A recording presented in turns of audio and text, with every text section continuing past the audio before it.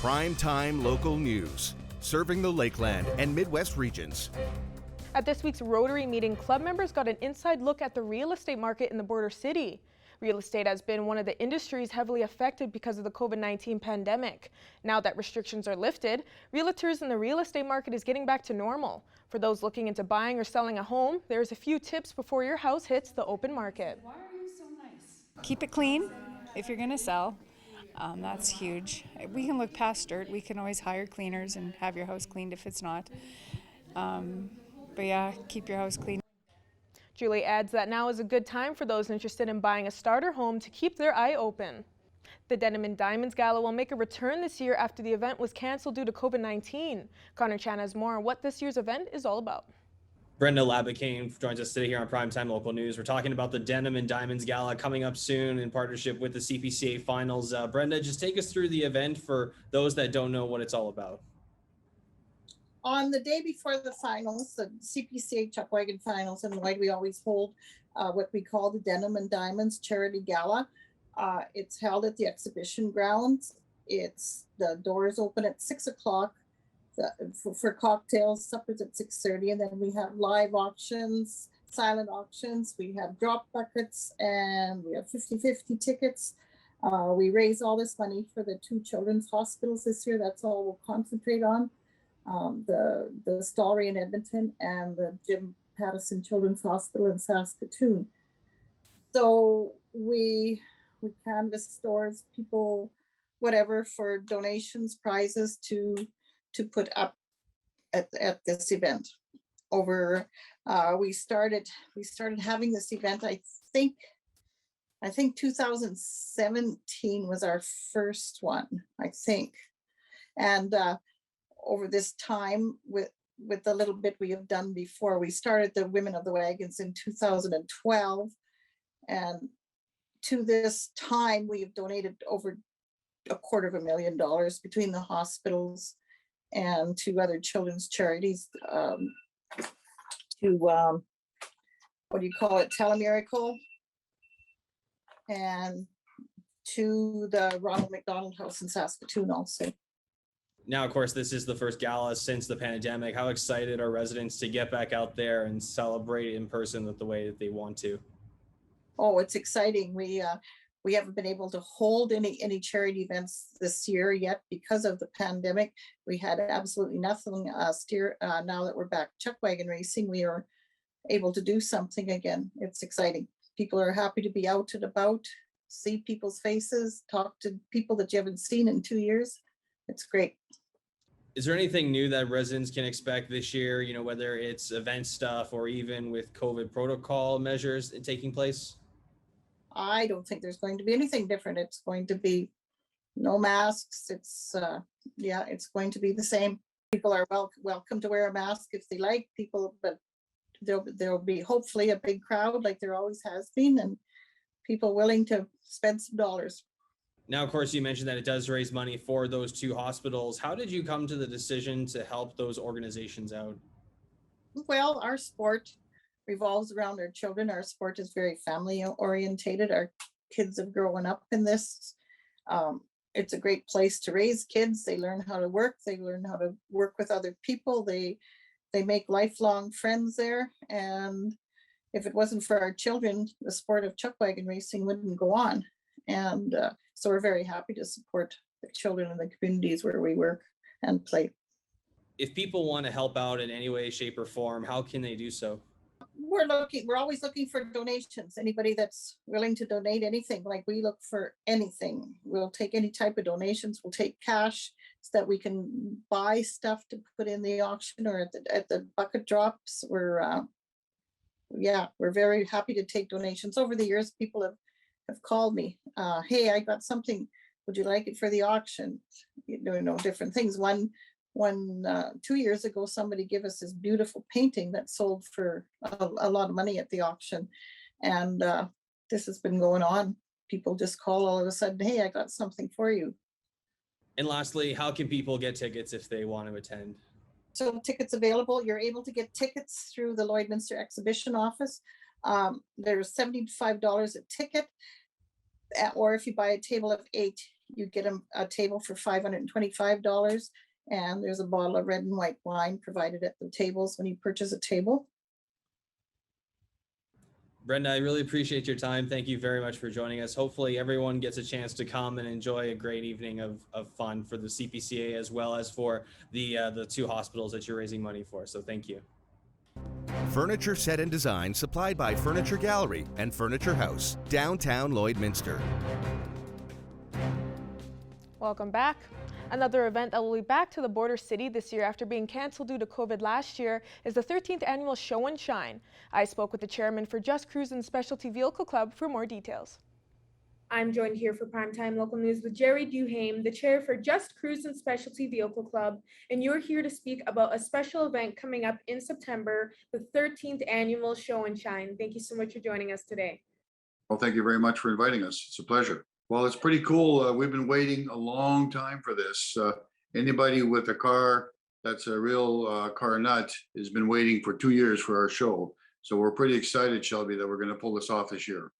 Could you give a little bit of a backstory of what's all involved with the Show and Shine event? Oh, absolutely. Well, it's basically, we've been doing this for 13 years now. Obviously, we missed 2020. Normally, we do this on Father's Day weekend. And of course, we had to postpone it this year till September.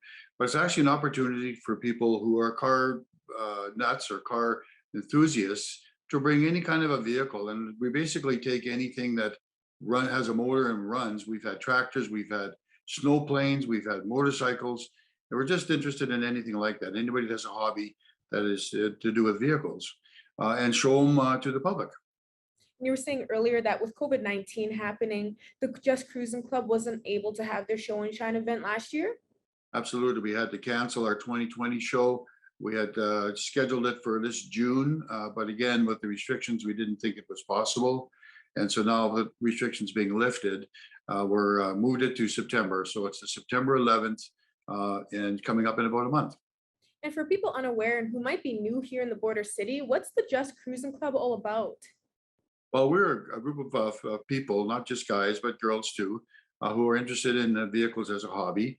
And some of the vehicles are unrestored original, some of them are modified, and some of them are basically restored to factory-like condition. And it's just a hobby to keep things on the road and to have some fun with them. And so we go to shows and we show them on our Wednesday night cruise nights at the mall. But having gone to many, many shows, the club decided that it was time for us to put on our own show and invite guest cars to come and show their vehicles. And so back 13 years ago was our first show, and we've grown and grown and grown since then. And it's been one of the key shows between Saskatoon and Edmonton on an annual basis. Now with the show coming back this year, will there be different plans for the 13th annual show compared to previous years? Yes, it is. It's a little bit scaled down. We moved our venue. We're trying to keep our costs down so we can keep our costs down to our sponsors. Nobody's really flush right now with funds. We know that. We respect that. And so we've been graciously being allowed to put the vehicles on two lots, two dealer lots, because their lots are fairly low in stock right now. So it's going to be held this year on Westridge and Denham lots on their dealerships. And so the cost to us is minimal, and they're very, very helpful for us with sponsorships and are really key to get this going. Of course, Lloydminster residents always show lots of support when it comes to its events. How would you say support has been in the past, and does the club expect to see that same amount of support for this year's show? We've had excellent response from the public and our sponsors.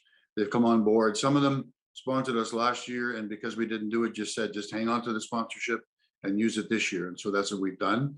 We've got some really cool stuff happening. We just got confirmation that we're going to have an alcohol dragster fire up again this year, which is a real crowd pleaser. Noisy, but really cool. And we're going to have a chassis dyno, which is a trailer which is equipped to set up for testing people's horsepower. So you put your vehicle on there, they chain it down, and they run it up, and they confirm what you've got for horsepower. That's a real crowd pleaser as well. Where can residents find more information on this year's event? Well, we have a website that's justcruising.com, and also we're on Facebook. And you can also contact myself. Will be posters around the city very shortly. We've just got them printed, just confirmed our sponsorships. There'll be, and it's a family event. We won't have a lot of kids events this year because of the venue and how much room we have. But we'll have barbecues, charity barbecue, and be some vendors there with displaying some of their activities that they do with as far as vehicles go. So it's a real fun weekend for family. And is there anything else you want to add for people to know about concerning this year's show and shine? Well, the people who are coming in, the participants, need to know that there is no cost to register your vehicle. This is a fully sponsored event, and all prizes and trophies will be going to guest cars. We keep our cars out of the running just because we think it's not fair to have our local cars who are Just Cruising members involved. And so we want to make sure our guests feel that it was worthwhile taking the time to shine up their iron and bring her down to our show. Perfect. Well, once again, thank you so much for joining us today, Jerry. Thank you, Shelby. And if anybody needs to contact me, they're welcome to at 780-871-1906. It's on a poster and it'll be on Facebook. Thank you so much. Now it's time for this week's retrospect. Here's Blake Nath.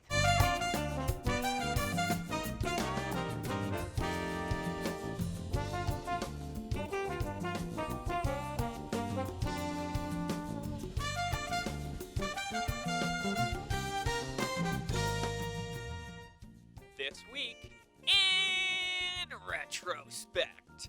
Back in '91, the upgrader in Lloydminster attracts transient workers with no house to call home.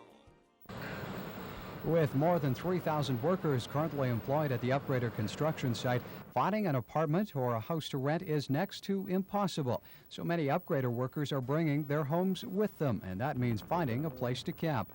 A good number continue to stay at Weaver Park in Lloydminster, and some have found farms south of town willing to provide space and utilities for a fee, while still others have taken refuge in the ditches of little-used gravel roads not far from the upgrader.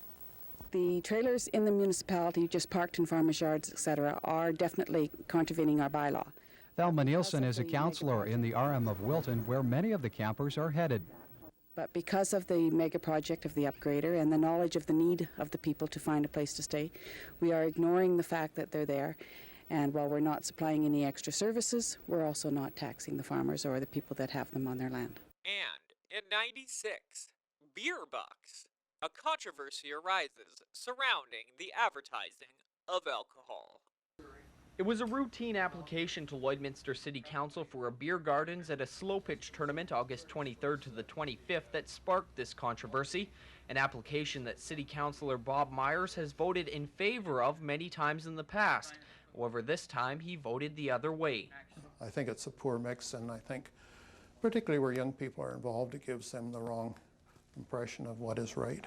The tournament is not being sponsored by the beer company, however many Lloydminster sporting events are, and City Councillor Chris Niekamp says the money those companies pump into the community would be hard to replace. It's always a controversial sponsor anytime you put alcohol or tobacco companies in there, but I think we're not being fair because a lot of these guys have really contributed, and they don't even live here. As for the sporting events, the breweries have cut back quite a bit in their sponsorship, but a lot of different communities and committees rely on the brewery sponsorship. And that's all for this week in retrospect. Retrospect this week is brought to you by Webb's Ford. Worth your while to drive the extra mile. Webb's Ford in Vermilion.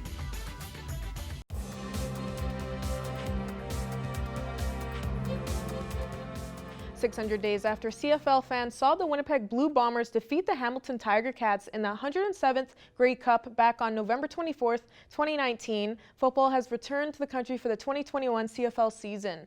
Jace Mackey and Eva Kenny have more after the first weekend of action.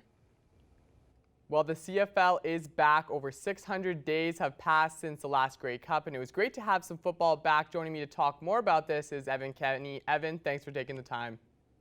Yeah, thank you, Jace. Like you said, very exciting to be able to see the Canadian Football League actually back in action after, last offseason, or I guess the prolonged offseason, rather. Yeah, it was definitely longer than a typical offseason, missing that 2020 season due to the COVID-19 pandemic. Now, there wasn't preseason games going into this season either, so what was the play like coming into this season? Yeah, Jace, I think, while obviously there was that long span, these are professional athletes. They have trained their entire lives to go out there and play quality football. And I think we did see that at least from one side of the ball, and I'm talking defense across the board between these 4 games. Some of the offense might have been a little off. Obviously, we saw quite a few different interceptions, 8 in total between the 4 different games there. But the defense was on point. It seemed like they had their timing going, Jace. 3 out of the 4 games started off with 3 and outs, with that one exception being the Saskatchewan Roughriders, who did in fact actually score on their first drive. But I do think that we did see some bright spots, all things considered, having so much time off. Like you said, 600 days there. You know what? I think a lot of people going into this were expecting things to be a little sloppier. I remember when I watched that first game on Thursday, Hamilton against Winnipeg. They came out pretty hot, and I was happy with how things went. Going into some of those other games, though, Toronto playing against Calgary. I think a lot of people are expecting Calgary to do well in that game. Toronto won that game. Edmonton versus Ottawa. Ottawa won that game. So a lot of people kind of are talking about, hey, why did these teams going into it that were underdogs are now coming out as winners? What do you think happened there with those teams in Alberta that were expected to do so well? Well, Jace, like we said, it was the defense that really stepped up. And for these teams in particular, the defense is what carried them. You brought up the Edmonton-Ottawa game. Not many people, if any, really had the Ottawa Redblacks coming out on top of that. But their defense was the reason that they won that. Edmonton would have won that game 12-10 if the Ottawa Redblacks defense hadn't scored a touchdown there, which we will get to in a minute here, Jace. But I also think just that off time there, we mentioned the offenses weren't exactly clicking quite right. Going back to that Edmonton game once again, they were getting tons of completions, lots of yards. They just couldn't quite capitalize. So I feel like, that timing, that time off kind of just threw them off a little bit there, Jace. And just talking about, underdog success, one team that, while they might not necessarily be an underdog in most games, they were in their first game, week 1 here of the CFL season. That's the Winnipeg Blue Bombers. I know they're the reigning Grey Cup champions, but they had a record of 11-7 in 2019, while the Hamilton Tiger Cats had a record just 3 losses in 2019. So while they're not necessarily the same underdogs as, say, Toronto or Ottawa, teams that combined had 7 wins, they still were technically an underdog there. Now, Evan, another big storyline going, I think, into that 2020 season that didn't happen and continued into this 2021 season was a lot of movement around the league. There was a lot of players going to different teams, especially in the quarterback position. Even head coaches, there was a lot of rookie head coaches starting off this season. So, Evan, we're going to be talking about what player do you think, new player to a team, really performed well in week 1? Yeah, Jace, lots of new faces and lots of new places. Just going back to that Edmonton-Ottawa game there, I think there's one guy that really stands out to me. He started off his CFL career with the Ottawa Redblacks, and he had a couple unbelievable seasons. In 2015, tied first in the league for interceptions, and that's Abdul Kanay. Obviously added 2 more interceptions in that game, including a 102-yard pick 6, which Jace ended up being the dagger that killed the Edmonton Elks here, who were making their debut as the Elks there. But yeah, that pick 6 actually ended up winning the game for the Ottawa Redblacks. He also made that was in on one of those huge tackles on that last drive of the game that stopped the Edmonton Elks on the 1-yard line. So for me, guy returning back to his roots, I think I got to go with Kanay in this one. I'd agree. He did have a good game there. And for me, I'm going to go with Lucky Whitehead from the BC Lions. He comes to the Lions from the Winnipeg Blue Bombers. He had his rookie season there, did fairly well, but did suffer an injury halfway through the season. Comes to BC. Now, BC struggled out of the gate in that game. They had a rookie Canadian quarterback, so they were down a lot early. But Lucky Whitehead, he had 5 receptions for 136 yards, and he did catch a 71-yard reception there for the touchdown. So I think if he can stay healthy, and if the BC Lions can get Mike Riley healthy, maybe that he can be one of the pieces that helps them have some success down the road into this season. And now finally, Evan, going ahead into week 2, let's talk about some of the matchups that you're looking forward to and some of your picks going into week 2 of the CFL season. Yeah, Jace, for me, I'm looking for these Alberta teams to really bounce back moving forward here. I mean, looking, BC obviously struggled, especially in that first half against the Saskatchewan Roughriders. I'm thinking that the Calgary Stampeders in their game this upcoming Thursday will be able to do a similar type of tactic like we saw in Saskatchewan. So I have the Stampeders winning that one. And then let's just go through, I guess, in order day by day. Friday, I have the Winnipeg Blue Bombers being the Toronto Argonauts. While I think it's great Toronto, got off to the good start beating Calgary there, I don't know if that will quite happen 2 weeks in a row, especially against a Winnipeg team, which you could argue is better, especially on the defensive side of the ball. Montreal versus Edmonton. Montreal hasn't played a game yet. They're the only team in the CFL who haven't. So I just think, because the Elks have those reps under their belt already, that they'll be able to walk away with this one. And then Hamilton versus Saskatchewan. It's so difficult to win at Mosaic unless you are the Rough Riders. For that reason exactly, I'm going with the Rough Riders in this one, Jace. All right, well, I'm pretty close with you there. I am going to go with Hamilton against Saskatchewan. I think the keys to Hamilton's game are going to be Cody Fajardo is going to get a lot of pressure from Hamilton. I think Hamilton's D is very good, and I think if they can pressure Fajardo, that's going to be a challenge. But like you said, when you play in Mosaic, it's very hard to win, but I am going to go with the Hamilton Tiger Cats. I think that they are going to be another good team in that East Division. Well, thank you so much, Evan, for joining me today, and I know you're excited. I'm excited to get some CFL football back, and I'm sure we'll be talking about them again in the future. Yeah, thank you, Jace. Looking forward to this upcoming Thursday, week 2. Here we go. Help is on the way for Albertan livestock producers and beekeepers as the provincial government announces their egg recovery plan. Jillian Code has the details.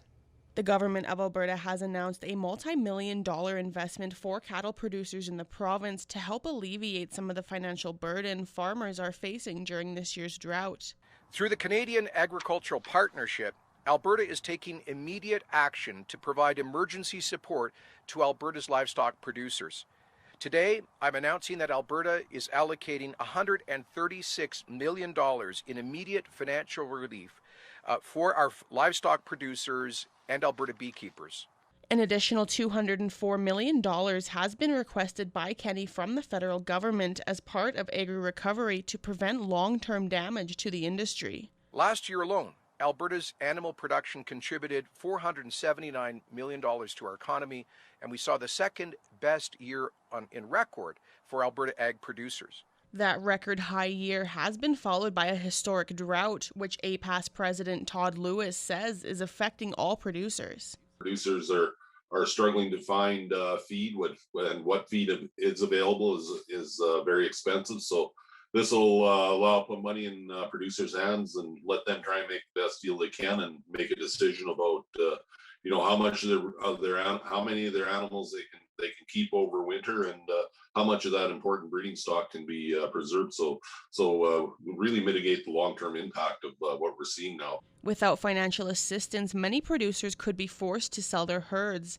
a last-ditch solution which can have a long-lasting impact on Alberta's cattle industry. When those cows are going to market, that's next year's calf crop, and we're going to see, a real significant lowering of numbers, and it'll affect every, consumers and our customers, international customers as well, if we don't have the cattle on the ranches to supply those calves for next spring. Grain producers are still waiting for financial support from the government. Lewis expects those conversations will heat up closer to the end of harvest when farmers can analyze their yield.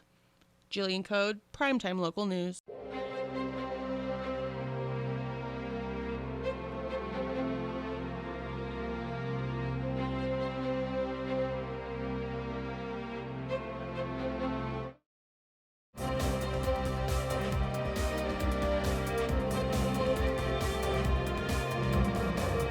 I'm joined here on Primetime Local News with author Jennifer Lee Pisano. She's coming out soon with a new book, Light Among the Shadows. Jennifer, thank you for taking some time to talk with me. First of all, can you give us a little glimpse about what this book is going to be about?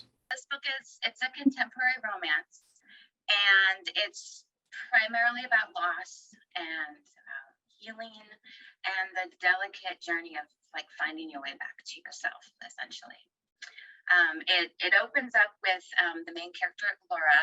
She has suffered a huge tragedy in her life, and her marriage has fallen apart from it. And the book opens up with her doing this impulsive and bold move in her life and just leaving everything behind her and starting over again and not really knowing where she's going to end up or where she's going. And she ends up in Montana, and that's where she meets a man through this kind of work trade situation on his property, caring for his horses, and he's blind. And so it's just kind of the story follows the trajectory of their growth as they both learn to let their walls down and open their hearts to the potential of something deeper and more meaningful. So can you share with us what inspired you to write this story? A funny story, actually. A couple years ago, I was going through some old journals and poetry books of mine. I've been writing since I was a kid. This was a box I found in my closet from, I think I was 18 or 19 at the time. And I'm going through a journal, and this piece of paper falls out, and it's just a really rough outline of this concept of a story and just one opening paragraph of a woman driving at night down a road, running from something. So I was just really interested to find out this woman's story. And so I sat down with it and I decided to see where it was going to take me. I don't usually plot my stories, so I just start with a general opening concept and see where the story takes me. Now, in this book, you write about some emotional topics. So when you're writing about such emotional topics, do you get more attached to the characters? Oh, yes, I do. They become a part of me, and I live and I breathe them. And yes, I get very immersed in their story and their mind and their struggles. And it's hard to say goodbye, you know, when you wrap up the editing and the revisions and you hit I'm done, and you send it off to the formatter. Like, that's the hardest part, is just, you know, saying goodbye to these characters and just letting them go off and see where they go. How different is this book from some others that you've written in the past? I don't write in one specific genre, though all of my stories kind of have the overreaching theme of love and the healing power of that. But my last story was actually more of a paranormal romance. So it involved me I wanted to take the vampire archetype and kind of change it a little bit and shift it to something more spiritual. And so that was a fun thing to do, to go on that journey and see where that took me. So this is definitely much different than my last book. And I know this book is coming out in the fall, but for people who want to pre-order, where are they going to be able to do so? It's wide, so it's pretty much available where most online bookstores are selling it. So Barnes & Noble, it's on Kobo, it's on Smashwords, and of course it's on Amazon. So. For people who are looking to learn more about you or look at some of the other books you've written, how can people find out more about you? I'm on most of the social media, websites. I also have my own website. This is jenniferleepisano.com. But yeah, you can find me on Twitter, on Instagram, on Facebook, and check me out.